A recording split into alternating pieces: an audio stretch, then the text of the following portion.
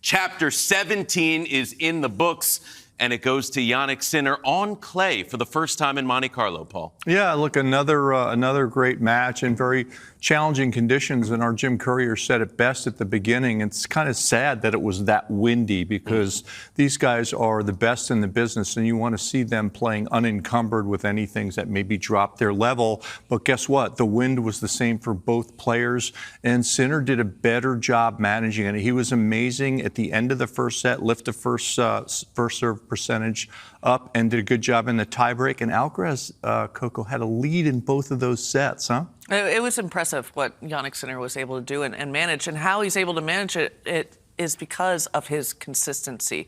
And he not only has that consistency, but has also been willing to change in moments that are under pressure, which is probably the hardest moments as a player, to be able to feel like, okay, I'm going to make these changes in my game and trust it against your fellow rival, the best player besides you to be going up against. So that is just admirable from Jannik Sinner.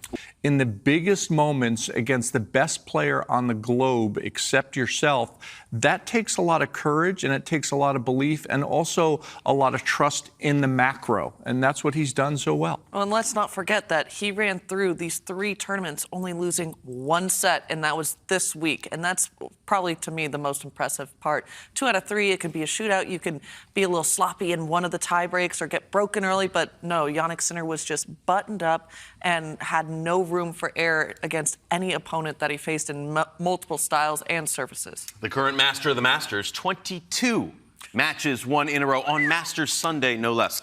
In terms of kind of cushioning that only 51% first serve. So it also, he realizes, look, Alcaraz is returning back at the tarmac along the back of the fence there. So he's not going to get many free points. He had 0 aces. So he figures, you know what, I don't have to serve great, so I really have to make sure I'm locked in on the second serve per percentage in terms of winning those points. And he did a great job adjusting that. When you look at 83 unforced errors between these two guys in a match of 2 sets, that tells you how difficult it was to play today. Not only against the great defensive and athletic skills of both players, but also because of the wind. And the one thing I find very interesting, I try to look at this oftentimes through my coaching lens, and I go, okay, what's next? How does it work? And it's very contrarian. I say, because Sinner has to try to add variety with retaining his shot discipline, right? His shot discipline and his shot selection discipline. And Alcaraz has to do the exact opposite. Alcaraz has to try to add variety, has to add shot discipline. Yeah. While retaining his variety. So they have to do the exact opposite to try to get better, which for me is really interesting. And I actually, Stevie, you and I were talking about this. I actually think that's why it's much more difficult, is a very relative term, to coach Alcaraz, because he has so many options. He can do so many things. You have to let him have some of these unforced errors, except when he plays the best of the best. That's when he's going to be more vulnerable. Sinner's a little bit more controlled.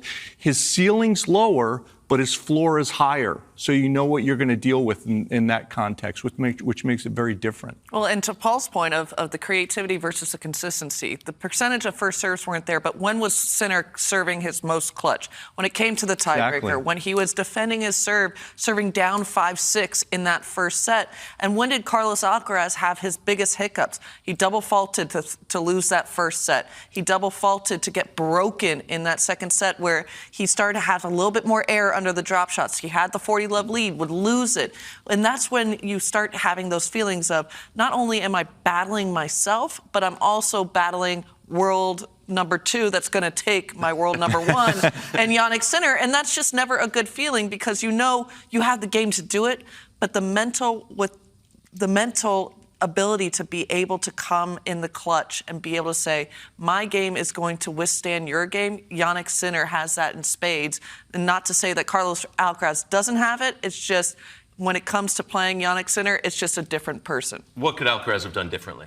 Well, look, I think the biggest thing for Alcaraz is that is the discipline. You know, we love watching him because of the flair. But against this guy, particularly in a windy situation, you have to be really locked up and locked in. He had to break both sets. Yeah. He lost a break in the first set, making 3 bad mistakes the next game he served. So you can't do that against the best players.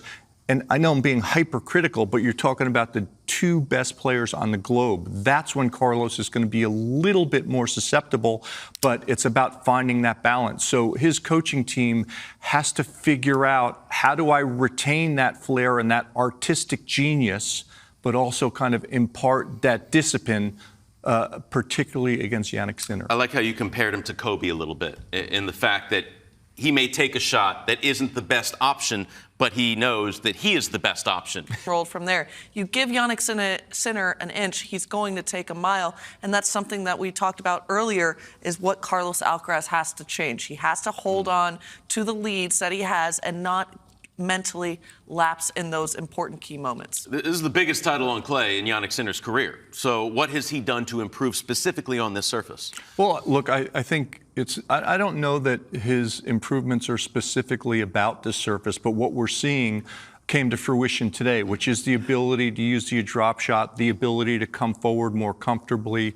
The other thing that I love that he did today is he also changed his position returning second serves. We saw him back up some, used a high, heavy, deep ball. Then we saw him step in, take it early, and rush Carlos. And when you are able to do that and do it comfortably and commit to it, even if you miss 1 or 2, so what? He understands that this is the pattern that's going to create discomfort for Alcaraz. So when you look at those 3 things, the ability to come forward comfortably, the ability to use the drop shot, the ability to vary your return positions, and you add it to already a very complete menu of skills, you get the world #1 who wins three Masters 1000s in a row. 4. Let's go back to Paris. Oh, see, I live in the present. You're a race guy, not a rank guy. Yeah, there you go. So, you know. Amazing. It's amazing. Look, and I just, like I said, it's just these 2 guys are so great. You don't want to criticize either one because they're so great, but you have to look at the analysis of it and go, what could they do to be a little better? Yeah. And Coco, you drilled it. I mean, with Carlos, you cannot make 3 bad errors in one game against this guy. Against a lot of other people, you can.